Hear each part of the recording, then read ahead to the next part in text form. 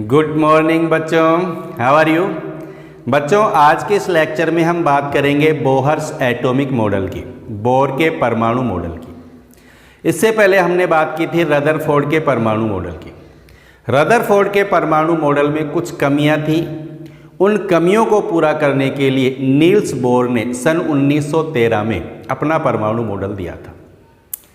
Bore का परमाणु model विकिरणों के क्वांटम सिद्धांत पर आधारित है। बोर मॉडल की जो प्रमुख अभिधारणाएं हैं उनकी चर्चा करेंगे आज हम। बोर मॉडल के जो पोस्टुलेट्स हैं, इसमें पहला पोस्टुलेट क्या है? देखो, रदरफोर्ड ने क्या कहा था? परमाणु का जो धनावेश है उसके केंद्र में पाया जाता है, जिसको क्या कहा था उसने? नाभिक। और इलेक्ट्रॉन नाभिक के चारों ओर चक्कर लगाते हैं। ये बात बताई थी किसने? रदरफोर्ड ने। ठीक है, नाभिक होता है जिसमें धनावेश है और इसके चारों ओर इलेक्ट्रॉन चक्कर लगाता है। अब नील्स बोर ने कहा कि रदरफोर्ड की ये बात सही है। अब नील्स बोर ने क्या कहा कि इलेक्ट्रॉन नाभिक के चारों ओर निश्चित ऊर्जा वाले वृत्ताकार पथ में चक्कर लगाता है। यहां ध्यान देना, रदरफोर्ड ने तो क्या कहा था कि इलेक्ट्रॉन नाभिक के चारों ओर चक्कर लगाता है। वो कहीं पर भी चक्कर लगा सकता है, लेकिन नाभिक के चारों ओर चक्कर लगाता है। लेकिन नील्स बोर क्या कहते हैं कि इलेक्ट्रॉन नाभिक के चारों ओर निश्चित ऊर्जा वाले वृत्ताकार पथ में ही चक्कर लगाता है। जैसे ये नाभिक है, इसके चारों ओर ये है वृत्ताकार पथ, जिनकी ऊर्जा क्या होती है? निश्चित होती है। इनमें चक्कर लगाते हैं कौन? इलेक्ट्रॉन। ठीक है, तो ये सारे हैं इलेक्ट्रॉन जिसमें चक्कर लगाते हैं। इनको बोलते हैं क्या हम? ऑर्बिट्स। क्या कहते हैं इनको? ऑर्बिट्स या कक्ष। ठीक है, इन्हें नील्स बोर ने क्या कहा था? Stationary energy level. ठीक है, स्टेशनरी एनर्जी लेवल का मतलब जिनकी ऊर्जा निश्चित है, ऐसे ऊर्जा स्तर, निश्चित ऊर्जा वाले ऊर्जा स्तर। ठीक, इनको ऑर्बिट्स भी कह सकते हैं, कक्ष भी कह सकते हैं, या ऊर्जा स्तर भी कह सकते हैं। नाभिक के समीप वाले ऊर्जा स्तर को के, क्या नाम दिया? के। 2 नंबर पे एल, 3 नंबर वाले को एम, 4 नंबर वाले को एन। तो इनको के, एल, एम, एन से व्यक्त करते हैं। ठीक है, और इनकी जो मुख्य क्वांटम संख्या है, मुख्य क्वांटम संख्या एन। अब क्या होती है मुख्य क्वांटम संख्या? इसकी बात हम आगे करेंगे डिटेल से। तो एन है मुख्य क्वांटम संख्या। जो नाभिक के समीप वाले कोष के लिए इसका मान कितना है? 1। ठीक है, इसका लिए एन का मान 2, इसके लिए एन का मान 3, इसके लिए एन बराबर 4।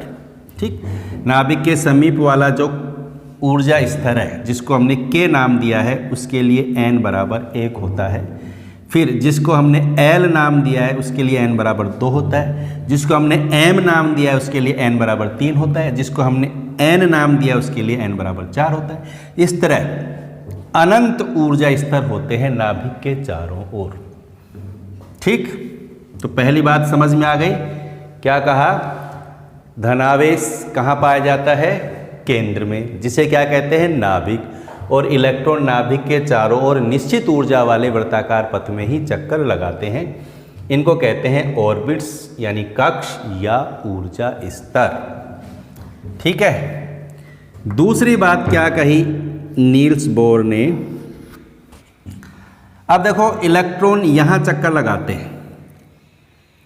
अब ये जो ऊर्जा स्तर हैं, इनके लिए कक्षीय कोणीय संवेग, क्या? कक्षीय कोणीय संवेग,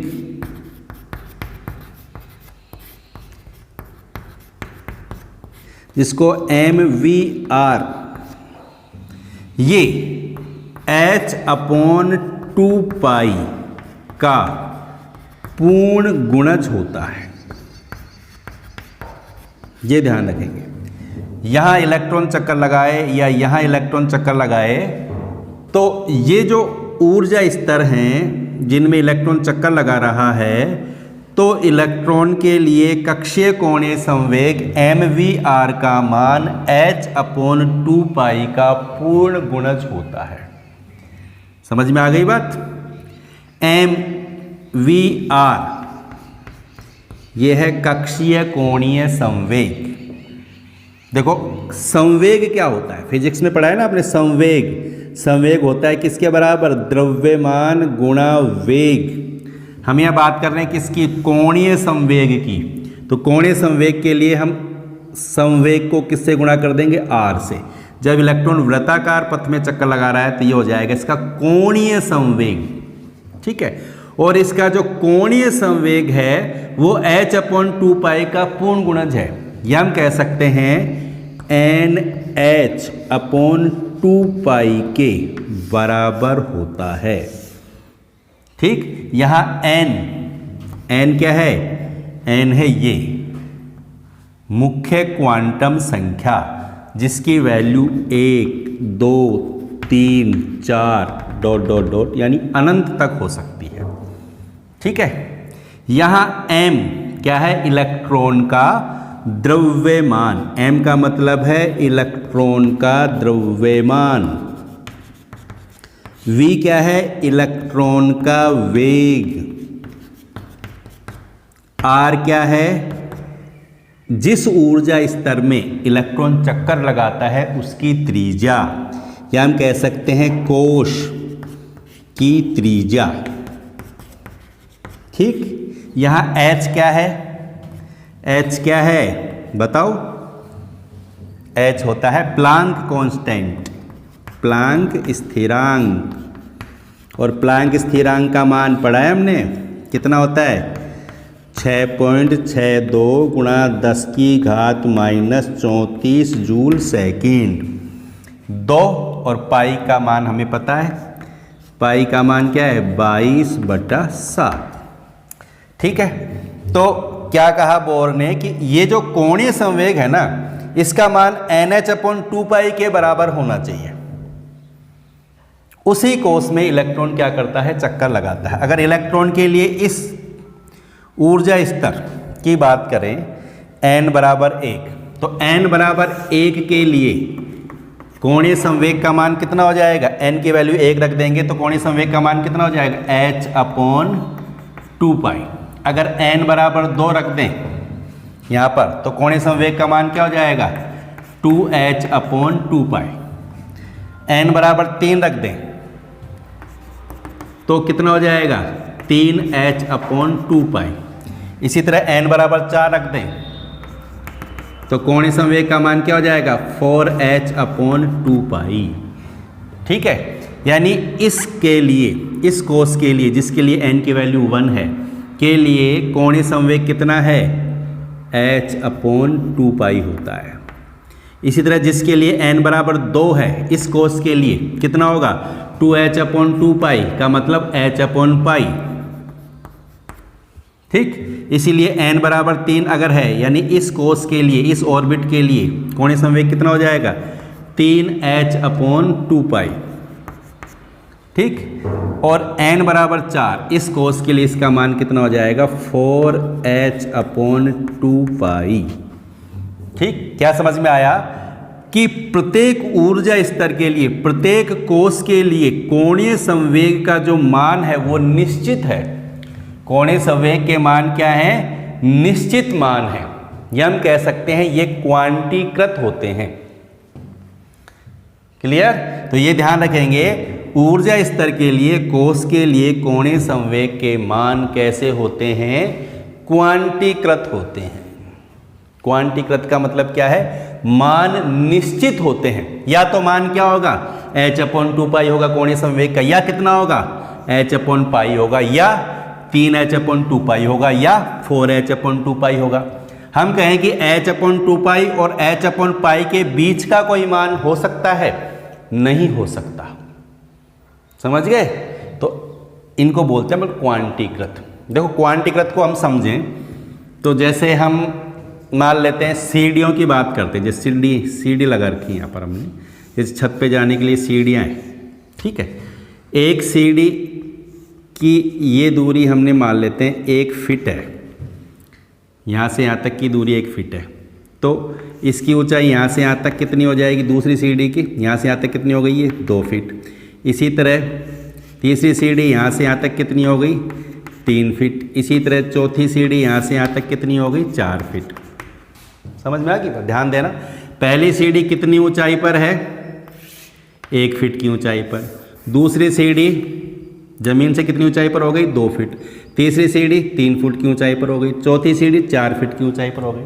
अगर कोई हमें कहे कि मैं 1 फीट की ऊंचाई पर जाना है हमें, तो हम इस सीढ़ी पर जाकर खड़े हो जाएंगे, 1 फीट की ऊंचाई आ जाएगी।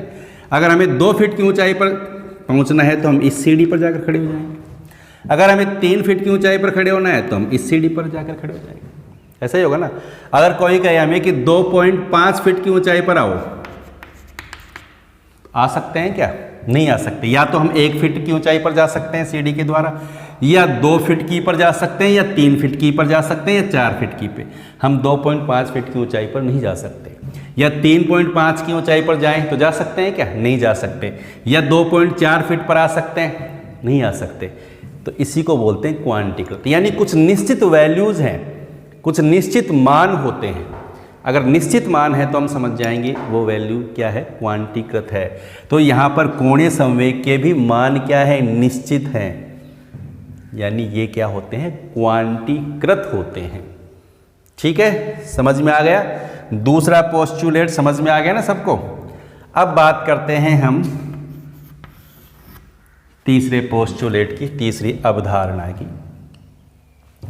देखो बोर क्या कहते हैं कि जब इलेक्ट्रॉन नाभिक के चारों ओर चक्कर लगाता है किसी एक ही ऑर्बिट में, जैसे ये नाभिक है और मान लीजिए इलेक्ट्रॉन यहाँ चक्कर लगा रहा है, तो एक ही मतलब इसी कोष में इलेक्ट्रॉन चक्कर लगा रहा है।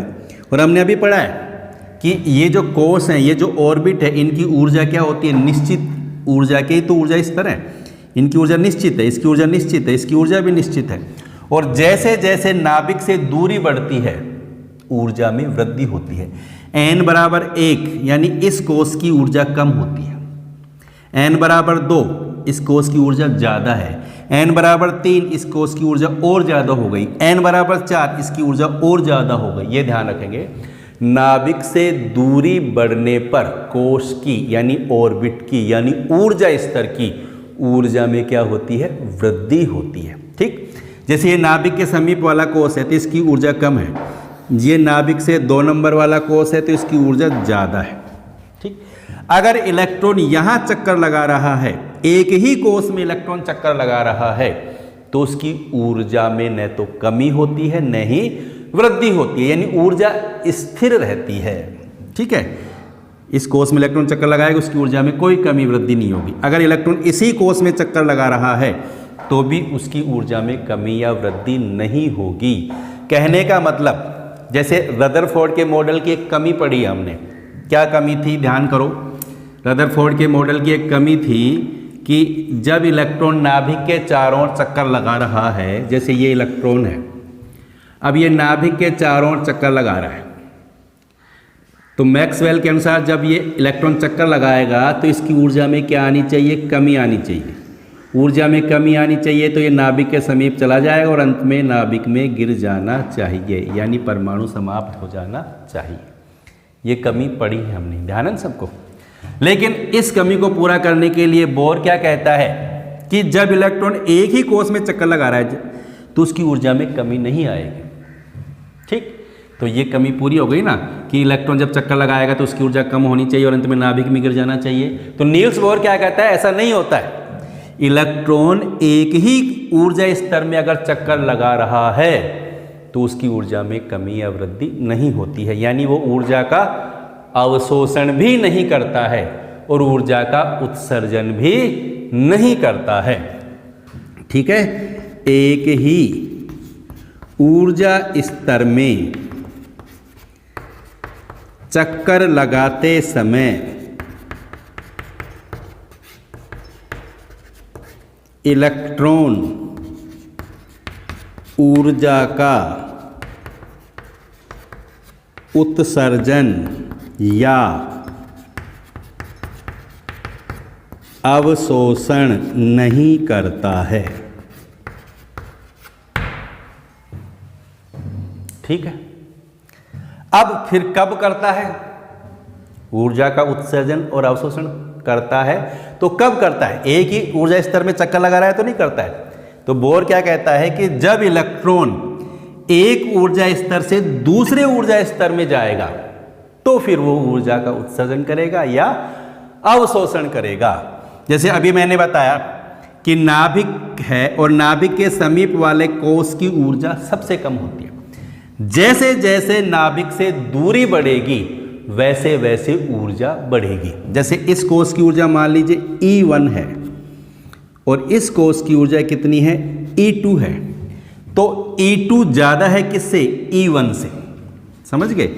E2 ज़्यादा है किससे? E1 से। अगर एक कोश और हो जाए तो उसकी ऊर्जा E3 हो जाएगी। तो E3 ज़्यादा होगी किससे? E2 से। नाभिक से दूरी बढ़ेगी, ऊर्जा भी बढ़ेगी, ये ध्यान रखेंगे। अब अगर इलेक्ट्रॉन यहाँ से कहाँ पर आए? इस कोश में आए, यानी इसकी ऊर्जा कम है, इसकी ऊर्जा ज़्यादा है, तो इलेक्ट्रॉन यहाँ से यहाँ चला गया। यानी कम ऊर्जा वाले ऊर्जा स्तर से अधिक ऊर्जा वाले ऊर्जा स्तर में इलेक्ट्रॉन जाता है। तो कम से ज़्यादा की तरफ जाएगा तो क्या करेगा? वो ऊर्जा का अवशोषण करेगा। ठीक है, अगर इलेक्ट्रॉन इस ज़्यादा ऊर्जा वाले ऊर्जा स्तर से इसमें आए, यानी कम ऊर्जा वाले ऊर्जा स्तर में आए, तो क्या करेगा? ऊर्जा का उत्सर्जन करेगा। क्लियर हो गई बात? निम्न ऊर्जा वाले से उच्च ऊर्जा में जाएगा तो क्या करेगा? अवशोषण। और उच्च ऊर्जा वाले से निम्न ऊर्जा वाले में आएगा तो क्या करेगा? उत्सर्जन। मान लीजिए देखो, इलेक्ट्रॉन की जो ऊर्जा है ना वो कोश की ऊर्जा के बराबर रहेगी। यहाँ कम ऊर्जा वाला कोश है तो यहाँ इलेक्ट्रॉन की ऊर्जा भी कम है। ये ज़्यादा ऊर्जा वाला कोश है तो यहाँ इलेक्ट्रॉन की ऊर्जा भी ज़्यादा होगी। जैसे मान लीजिए इस कोश की ऊर्जा तो मान लीजिए हमने मान लेते हैं 10 इलेक्ट्रॉन वोल्ट है और यहाँ इस कोश की ऊर्जा कितनी है? 8 इलेक्ट्रॉन वोल्ट है। अगर इलेक्ट्रॉन यहाँ यानी यहाँ से यहाँ जाएगा तो 8 इलेक्ट्रॉन वोल्ट से 10 इलेक्ट्रॉन वोल्ट ऊर्जा होनी चाहिए उसकी। यानी कितनी ऊर्जा को ग्रहण करेगा वो? कितनी ऊर्जा को अवशोषित करेगा? इन दोनों के अंतर के बराबर ऊर्जा को अवशोषित करेगा। और इन दोनों का अंतर कितना हो जाएगा? 10 - 8 यानी E2 - E1। तो इलेक्ट्रॉन के द्वारा उत्सर्जित या अवशोषित ऊर्जा डेल्टा E बराबर हो जाएगी किसके? E2 - E1 के। ठीक, उच्च ऊर्जा स्तर की ऊर्जा माइनस निम्न ऊर्जा स्तर की ऊर्जा, यानी इन दोनों के अंतर के बराबर ही ऊर्जा का क्या करेगा? वो उत्सर्जन करेगा या अवशोषण करेगा। ठीक, जैसे इलेक्ट्रॉन यहाँ से यहाँ आएगा, यहाँ इसकी ऊर्जा 10 इलेक्ट्रॉन वोल्ट, यहाँ आएगा तो कितनी हो जाएगी? 8 इलेक्ट्रॉन वोल्ट। यानी कितनी ऊर्जा को वो त्याग देगा? कितनी ऊर्जा को उत्सर्जित कर देगा? इनके अंतर के बराबर। और अंतर कितना है? 2 इलेक्ट्रॉन वोल्ट। क्लियर हो गई बात? तो ये ध्यान रखेंगे। ठीक है, क्या कहा मैंने? एक ही ऊर्जा स्तर में इलेक्ट्रॉन चक्कर लगाएगा, ऊर्जा का उत्सर्जन भी नहीं करेगा, ऊर्जा का अवशोषण भी नहीं करेगा। जब इलेक्ट्रॉन निम्न ऊर्जा वाले से उच्च में जाएगा तो क्या करेगा? ऊर्जा का अवशोषण करेगा। और जब उच्च ऊर्जा वाले से निम्न में आएगा तो ऊर्जा का क्या करेगा? उत्सर्जन करेगा। ठीक है, तो ये बातें समझ में आ गई आपको? ठीक है, नोट करो इनको।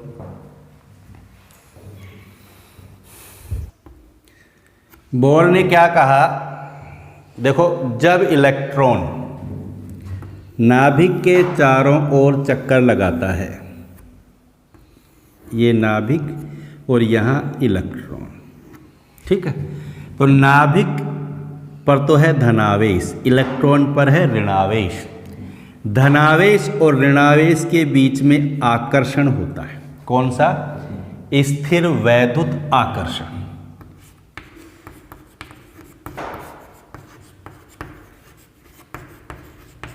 और स्थिर वैद्युत आकर्षण कितना होता है यहाँ पर?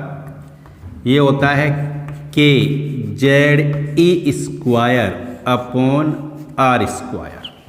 ठीक, स्थिर वैद्युत आकर्षण है। कैसे आया? देखो यहाँ कौन है? प्रोटॉन। देखो हमने पढ़ा है, थोड़ा ध्यान देना, इलेक्ट्रॉन पर कितना आवेश होता है? 1.6 गुणा 10 की घात -19 कूलम। प्रोटॉन पर कितना आवेश होता है? 1.6 गुणा 10 की घात -19 कूलम। बराबर होता है, बस अंतर क्या है? इलेक्ट्रॉन माइनस में होता है, प्रोटॉन पर प्लस में होता है, यही अंतर है। दोनों का आवेश बराबर है, ठीक है। यानी अगर इलेक्ट्रॉन का आवेश हम मान लेते हैं E, तो प्रोटॉन का आवेश भी कितना है? E ही होता है। इसका आवेश E मान लिया हमने, तो प्रोटॉन का आवेश भी E के बराबर तो है। इसका आवेश और इसका आवेश का मान दोनों बराबर तो हैं, ठीक है। अब यहाँ आवेश कितना है? E, और यहाँ पर भी आवेश कितना है? E। इलेक्ट्रॉन का आवेश प्रोटॉन का आवेश बराबर है। अब यहाँ कितना E है? जितने प्रोटॉन है। जैसे अगर यहाँ एक प्रोटॉन है तो एक E, दो प्रोटॉन है तो 2E, 3 प्रोटॉन है तो 3E।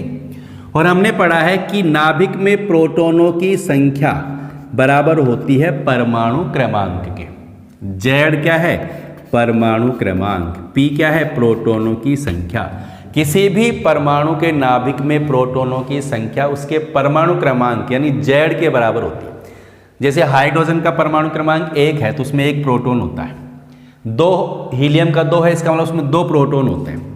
अगर परमाणु क्रमांक Z है तो कितने प्रोटॉन हो जाएंगे? Z, और आवेश कितना हो जाएगा? Ze। तो ये ध्यान रखेंगे, नाभिक का आवेश कितना होता है? Ze, और इलेक्ट्रॉन का आवेश है E, ठीक। अब कूलाम का नियम पढ़ा है आपने फिजिक्स में। कूलाम नियम, कूलाम नियम के अनुसार जो ये चार्ज पार्टिकल है, ये भी चार्ज पार्टिकल है, इन दोनों के बीच में जो आकर्षण होगा वो बराबर होता है K। K क्या है यहाँ पर? कांस्टेंट। Q1 एक पार्टिकल, एक कण का आवेश, और ये दूसरे कण का आवेश अपॉन दोनों के बीच की दूरी का स्क्वायर, ठीक। देखो Q1 तो कितना हो गया? Ze, प्रोटॉनों का आवेश, और Q2 कितना हो गया? इलेक्ट्रॉनों का आवेश, वो कितना है? E, और बीच की दूरी, यहाँ इन दोनों के बीच की दूरी कितनी है? R, जो हमने R लिखा है। तो क्या हो जाएगा? KZe, तो क्या हो जाएगा? KZe square upon R square. तो ये आ गया स्थिर वैद्युत आकर्षण, KZe square upon R square. इस प्रकार आया है, समझ में आ गई बात? ये कन्फ्यूजन होता है कि ये Ze क्यों है प्रोटॉन का आवेश, तो Ze का मतलब क्यों है Ze, और ये आकर्षण स्थिर वैद्युत आकर्षण KZe square upon R square कैसे आया? क्लियर हो गई बात? अब देखो ये तो है स्थिर वैद्युत आकर्षण, और इलेक्ट्रॉन का जो अपकेंद्रीय बल होता है, कौन सा बल? अपकेंद्रीय बल, सेंट्रीफ्यूगल फोर्स, ठीक, वो बराबर होता है किसके? mv स्क्वायर अपॉन R के, ठीक। अंदर की तरफ कौन सा है? स्थिर वैद्युत आकर्षण, और इलेक्ट्रॉन पर अपकेंद्रीय बल कितना है? mv स्क्वायर अपॉन R, जो बाहर की तरफ है। ये दोनों आपस में क्या रहते हैं? बराबर, ठीक है। अपकेंद्रीय बल बराबर होता है किसके? स्थिर वैद्युत आकर्षण के, ठीक। अब अपकेंद्रीय बल कितना है? mv स्क्वायर अपॉन R बराबर स्थिर वैद्युत आकर्षण होता है KZe square upon R square, ठीक है। ये ध्यान रखेंगे, ये इक्वेशन ध्यान रखेंगे। समझ में आ गई बात? तो ये सारे पोस्टुलेट्स हैं किसके? नील्स बोहर के परमाणु मॉडल के। दोबारा एक बार ध्यान से सुनेंगे। देखो पहली बात बोहर ने क्या कही कि नाभिक होता है, परमाणु के केंद्र में नाभिक है जिसमें धनावेश पाया जाता है, और इलेक्ट्रॉन नाभिक के चारों ओर निश्चित ऊर्जा वाले वृत्ताकार पथ में चक्कर लगाता है, जिन्हें कहते हैं स्टेशनरी ऊर्जा स्तर, स्टेशनरी एनर्जी लेवल्स, ठीक है। दूसरी बात, इलेक्ट्रॉन नाभिक के चारों ओर ऊर्जा स्तर में चक्कर लगाता है तो उस ऊर्जा स्तर का जो कोणीय संवेग है, जिसको mvr से लिखते हैं कोणीय संवेग, वो h/2π का पूर्ण गुणज होता है। यानी mvr बराबर किसके होता है, nh/2π के। ये ध्यान रखेंगे, ठीक। या हम कह सकते हैं कि ये जो कोणीय संवेग है प्रत्येक ऊर्जा स्तर के लिए वो क्या होते हैं, क्वांटीकृत होते हैं। उनके मान क्या होते हैं, निश्चित होते हैं। और क्या कहा नील्स बोहर ने कि जब इलेक्ट्रॉन एक ही ऊर्जा स्तर में चक्कर लगाएगा तो ऊर्जा का उत्सर्जन भी नहीं करेगा, ऊर्जा का अवशोषण भी नहीं करेगा। जब इलेक्ट्रॉन एक ऊर्जा स्तर से दूसरे ऊर्जा स्तर में जंप करता है तो फिर ऊर्जा का उत्सर्जन और अवशोषण करता है। जब वो निम्न ऊर्जा स्तर से उच्च की तरफ जाएगा तो ऊर्जा का क्या करेगा, अवशोषण करेगा। और जब उच्च से निम्न की तरफ आएगा तो ऊर्जा का क्या करेगा, उत्सर्जन करेगा, ठीक है।